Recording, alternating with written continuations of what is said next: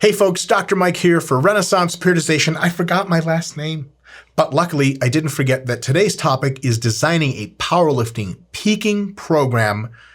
Let's get to it, the basic setup. First, we're going to talk about what the purpose of a peaking program is, in case you were curious, before starting to commit yourself to this longer video. Then we have to figure out what we have to know before we actually start the program, critical stuff. We're going to figure out how to align the training sessions, how to select exercises, how to select the loading range and how much weight to lift, how to select relative effort or how hard to push ourselves, and of course, the initial volume selection. That all builds us week one of the program. In the next video, we'll talk about how to progress through that program, which is a lot of super golden gems in and of itself. So here we go. What's the purpose of a PL peaking program? Well, generally, it's to show off the strength you've been building in a very specific way, which is to say through your best one repetition max, right? Because at the end of the day, if your 5RM has gone up by 50 pounds, can you say you're stronger? Definitely.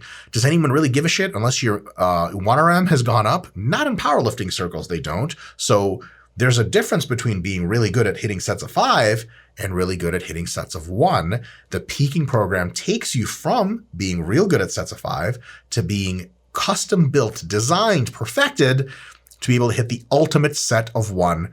And that is really the whole thing. Now, can you just test your max by doing a strength phase, deloading, and then testing? You can, but if you want absolute best performance, you have to have practice with lower rep sets of 1 to 3 to get that feel under a heavy bar, to get that technique under a heavy bar, to learn to express yourself when the weight pushes back crazy hard at you. It's a technique, it's a skill, it's a thing. And in order to get your absolute best, it's worth doing at least one mesocycle dedicated to peaking. All right. What do we have to know? The big things is first, how many days a week can you train? So you can't build a program if you don't know how often to the gym you want to show up. And how often you, and I mean you personally, can go heavy and hard with each lift without getting way too fatigued and not being able to sustain that during the peaking phase. Generally speaking, people will be able to do hard lifting in a lift 1 to 3 times a week on average, which means you can actually have tons of other sessions in there which are a little lighter, a little easier for technique work, for recovery work, but you may only deadlift hard on a peaking program once a week. You may squat 2 or 3 times a week. You may bench hard, heavy 2 or 3 times a week, and almost no one does hard lifting more frequently than that. Some people do lighter lifting more frequently, and we'll see an example of that in a little bit, but that's how many hard sessions you should be doing.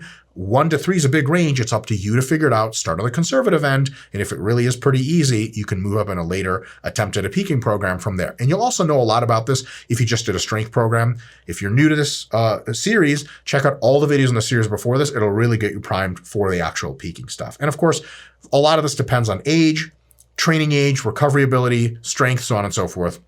If you're older, if your recovery's not as great, and if you're super fucking ridiculously strong, you won't be able to do a ton of sessions of super heavy lifting. If you are smaller, weaker, lighter, so on and so forth, and younger, you'll be able to, go hard 3 times a week on squat, bench press, and deadlift potentially, and not pay any price, and that'll actually be your best bet. So, training session assignment. I've said this in all the other videos for design, for hypertrophy and strength. I'll say it here. If you can't commit to at least 4 training sessions total per week, this whole video is probably lost on you because the rest of the shit's way more advanced. You got to have some buy-in. 4 days is kind of a minimum investment to get your best result. The sessions, those 4 sessions should address movement categories 2 to 4 times per week. And it can actually be higher than 4. If you choose 5 sessions, you can actually do some kind of benching 5 times a week, but usually 2 to 4 is more than sufficient. And there has to be enough time between every session to heal for the next one. The point of program design isn't to cram as much shit in as possible and be like, oh, fuck, I can't recover from this. The point is to have just enough stuff to where the next time you're like, ooh, I'm ready to bench again, you're recovered and you're ready to bench, to squat, to deadlift, so on and so forth, right? Remember, just 1 to 3 of these, of the 2 to 4, will be hard and heavy. The rest of them will be lighter technical work, which we'll get into the specifics in a little bit, or will be work for a little bit more hypertrophy and muscle mass maintenance, not nearly as fatiguing, but still, every time you show up to the hardcore stuff, you got to be really well recovered. And if it's too many sessions for you to do that, you got to contract them. Or if you're just twiddling your thumbs, you're like, man, I was healed days ago and my next squat's not until 2 days from now, you should add in more sessions. And the way you add them is not random. You have to be intelligent about moving them apart from each other and strategically placing them in such a way that they don't interfere. For example, if Tuesday you do super arched and retracted competition benching, you will have a sore lower back, sore mid back too, sore upper back if you do it well enough. And then if your Wednesday is your heaviest deadlift day of the week, what the fuck were you thinking? Because you're going to get to the deadlifts and you're like, fuck, my back is sore, and you're not going to hit the PRs you want. You're going to have a shitty training session. And then all of a sudden you're not doing your best. So if your heavy benching is on Tuesday, maybe your heaviest deadlifting could be on a Friday or something like that. So when you get to your heaviest deadlifting, you're completely healed, super recovered, and you're ready to go. So a lot of that is a consideration. That doesn't mean you can't do the lifts in between each other, but if you have some hard lift, in between, you got to pepper in lighter technical work. It can't just be hard all the time, or a cluster of hard lifting and then a bunch of easy stuff, because towards the end of that cluster, whatever hard lift is last, let's say Monday, Tuesday, Wednesday, whatever hard lift you do Wednesday, it's really not hard. It feels hard, but it's really because you're way too beat up, not because you're trying as hard as you could be if you were more recovered and intelligent about spreading out your days a little bit more. Sample. Check this out. So if you remember from the hypertrophy and the strength stuff, they actually look pretty similar. The sample training session assignment here is different. You'll notice that we actually do 2 movement patterns per session. We have 4 sessions a week. Monday, squats and deadlifts. Tuesday is benches and squats. What the fuck? Back-to-back squats? Yep, totally fine. Which one of those do you think is going to be are they both going to be heavy? It's very unlikely. One of them is probably going to be technique work. One of them is not, right? Then deadlifts and benches, then benches and squats. Again, this is just a way to do this. It's not the only way.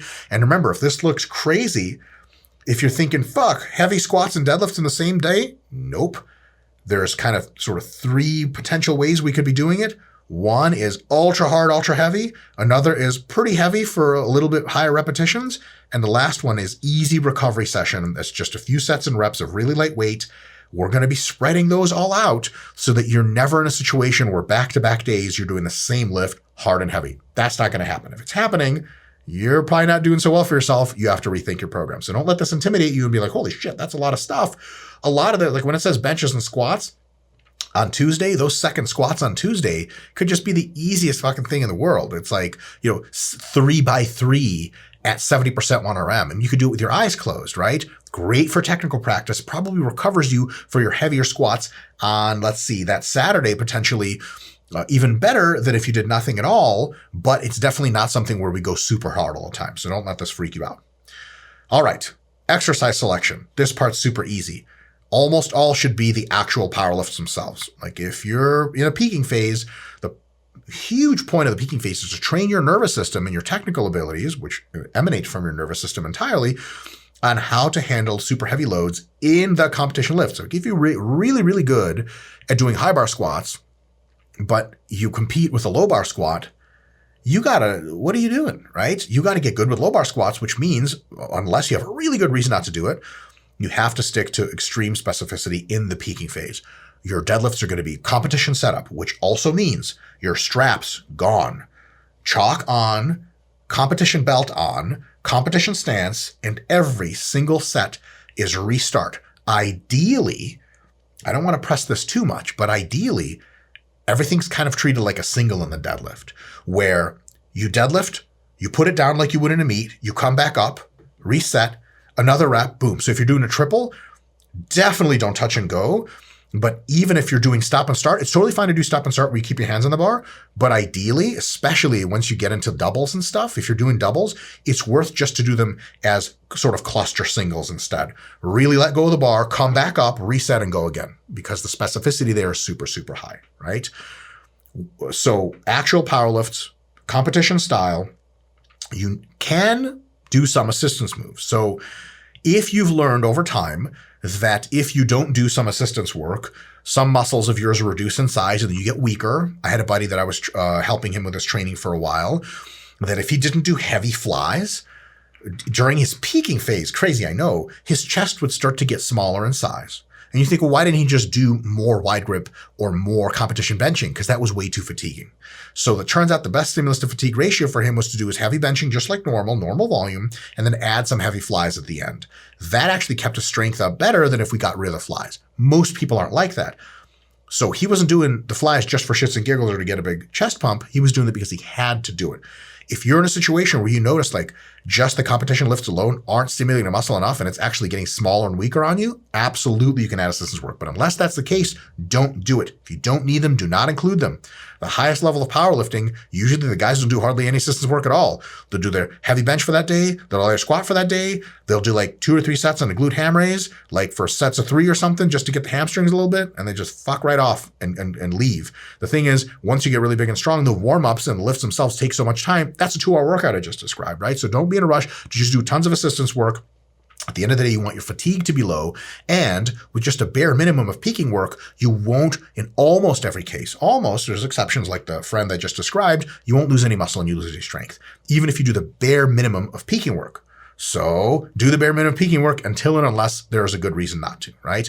And we'll talk about this in the progression stuff. You can start with a lot of assistance work, but in the next video, we'll describe that you actually start removing assistance work as you get closer to the meet because the concern for muscle loss is much less time, and also because you need to drop fatigue down like crazy, and nothing drops fatigue like taking out entire exercises and sets that you're doing much lower volume, much less fatigue. So that's exercise selection, basically just a power lift and a couple of other things. Here's a sample for our program. Pause the video at this time, give it a look. It should all make a ton of sense. If it doesn't, ask a question in the YouTube comments and maybe we'll make a follow-up video or something like that. Should make sense just as an example. Again, this is not dogma. Don't be like, well, why exactly do you have a low bar squat here, not a high bar squat? Well, it's more specificity. But can I do a high bar squat? Yeah, probably. You probably can. This is just an example to illustrate how the theory operates. All right, so we got the days of training. We got all the lifts in. What about loading range selection? Okay. Peaking is best done in a 1 to 3 rep range. Okay. If you're doing sets of 4, 5, 6, you're not getting the kind of loads on your back, in your hands, so on and so forth, that really prepare you for RMs. You need to be doing mostly sets of heavy singles, doubles, or triples, right? Now, you'll also be doing what we term technique work, which is a way to get more technique for the lift, a little bit more hypertrophic stimulus, just a tiny bit to keep the muscles on. And you'll pepper these technique sessions in between the heavy ones. The recommendation for technique is super, super simple. You do around 70% of your 1 rep max, and you do very, very low RPE because it's sets of 3 to 6. Okay. So technique work, sets of 3 to 6 reps, very low RPE. So RPE like sometimes 4 to 6 at most, and 70% of 1RM. And you plug in 70% of 1RM and do it for sets of 3 to 6, it's going to have to be very low RPE. And if that's high RPE, do fewer reps or less load. Okay, it has to be low RPE. If your technique work is beating you up, it's not technique work. It's overloading work, and you're going to poison the rest of your program because your actual heavy lifting days are going to be too fatigued to be as good as they could be, right? The exception here is for deadlifts, more like 60% 1RM is better because deadlifts exceptionally beat your ass, as you're probably familiar with. Now, that's on the main lifts and the technique work. Assistance lifts, it's okay to go up to sets of 10, totally fine. Not on the main moves, especially if you get better stimulus to fatigue ratio. So you guys will see we keep some assistance work, like we keep like lateral raises or something for shoulders. You can do those for sets of 10. That does not have to be sets of 1 to 3. That's kind of insane, right? And exercise order matters a ton with loading range. So you want to do the main movements first, assistance move later. Okay, if you come in and you have to do some shoulders and back and some bench pressing that day, bench press first, then do shoulders and back, okay? And also heavy lifts first, technique work later. So for example, if you guys ever see, and you will actually in the beginning of this, when we had the main priorities laid out, like Monday is like, well, let's see, let's scroll back up. Monday in this sample was squats and deadlifts. Deadlifts are second, squats are first. That means you 100% know squats are heavier that day. Deadlifts are lighter or technique work. Must be, because the heavier lifts always go first. Tuesday, benches and squats, you know for a fact, benches are going to be heavier, squats are going to be lighter. Thursday, deadlifts and benches, that's going to be heavy deadlifts, lighter benches. Bench and squat Saturday means bench is going to be pretty good, pretty heavy. And then squats are going to be not their heaviest through the week. It has to be like that because you have the most energy at the beginning of the lift. You're never going to do this stupid shit where you're like, oh, I got through the easy stuff. Now it's time for the real hard stuff. You leave that in bodybuilding. Sometimes that has a place. In powerlifting, it doesn't. You do the hard stuff, the heaviest stuff first every single time. All right. So now, this isn't the only way to do things. I have to keep repeating myself. I'm just going to stop in a minute here. Here is a sample, and feel free to pause and really look. It has your loading range, which is reflected in repetitions. So for example, Monday squats and deadlifts is low bar squat, has, sets of 1 to 3. Low bar good morning, sets of 3 to 6. Okay, and those are hard, heavy sets of 3 to 6. That's the assistance work. And then competition deadlift has 3 to 6 reps at the end. And you say, oh my God, I just did squats and good mornings. What am I going to deadlift? Well, not much, because it sets of 3 to 6, but it's technique. So it's 70% of your 1RM, or sorry, in the case of deadlifts, 60%. So it's super easy. So feel free to pause and look through the rest of this. It should make some sense, unless I have a typo, and then it doesn't. All right. Lastly, relative effort selection. Was it lastly? No, good God. Second to last, I'm getting ahead of myself. Second to last, relative effort selection. So you have to use RPE, not reps in reserve, because it's very low reps. So first, that's the case. Second, you have to get accustomed to ultra heavy loads in the peaking phase. That's the whole point. But ultra heavy loads and the heaviest possible loads you could be lifting are two different things. You have to ease into the peaking phase, so it's probably a good idea to start with like a 7 RPE effort. And you want to guess at that in your first week of peaking.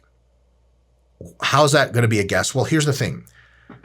You're starting a little bit lighter and lower RPE, so it's probably a good idea to just start with triples. That's not always the case. Okay, variation can be used more in advanced people, especially. You can start with singles or start with doubles. You can do singles, doubles, and triples actually in the same workout if you want, in the same first week. But if you just did a strength phase and you did sets of 3 to 6 reps, at the end of the strength phase, you may have done quite a few triples, hard, heavy. If your peaking phase starts with triples, fuck man, you already know right around where that is going to be. So there's a smooth entry and there's no mystery.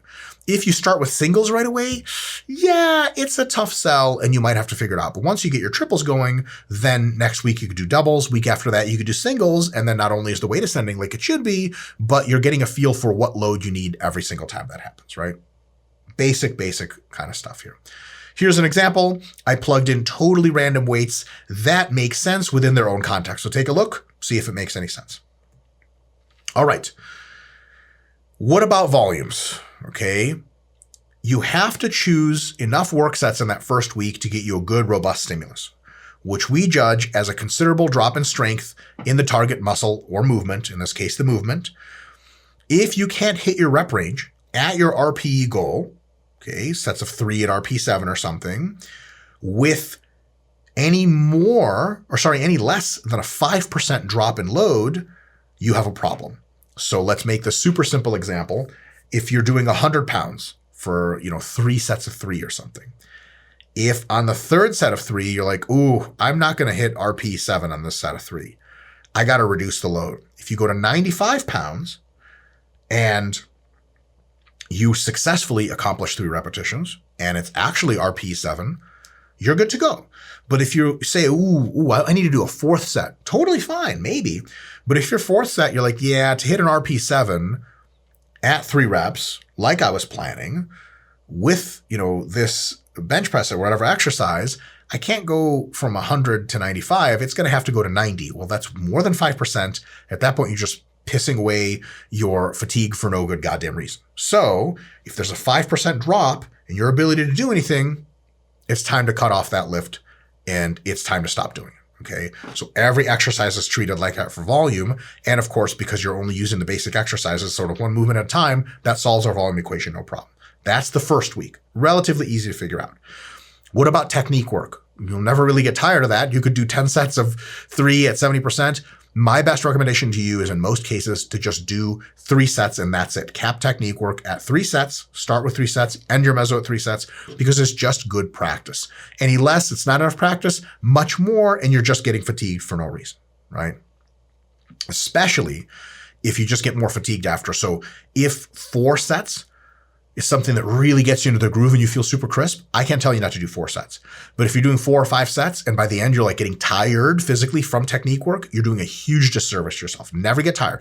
Technique should feel crisp and then you should be out. There's no crisp until it doesn't. We don't want to get to the it doesn't part. Don't ever, in peaking, for sure in peaking, do so many sets that you get super sore and you can't heal for next time, or your strength doesn't recover for your next big strength lift, okay? So if you do so much in week 1 that by week 2 you're like, oh, I have to do more heavy stuff, you fucked up.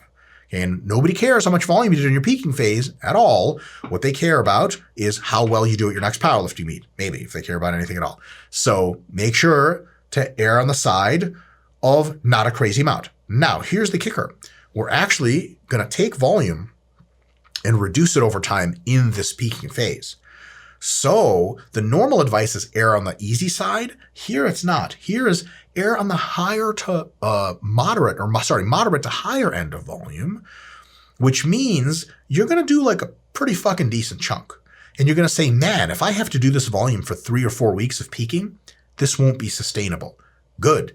It shouldn't be sustainable because every week we're going to be removing some volume and it doesn't have to be sustainable. We have to start with plenty and then go down. Very different than the way we normally do things because it's a peak. You'll be lowering through the peak, so know that. Don't start with a psychotic amount that won't let you do week 2. Start with an amount that if you continue to do it, you wouldn't be able to do it for 3 weeks, but that comfortably allows you to do a very productive week 2. Everything else will take care of itself. Initial volume selection, example, feel free to pause, take a look at this, just a sample here. All right, folks, that's it for the actual design of the peaking phase. And you'll notice that it's like, where's all the shit about like what I do week to week and how I actually plan to compete at a meet and how long to taper for? That's going to be in our next video, which is going to be a bit longer because actually doing the peak is a huge deal, big difference. We'll see you there for that final video of the series. See you next week.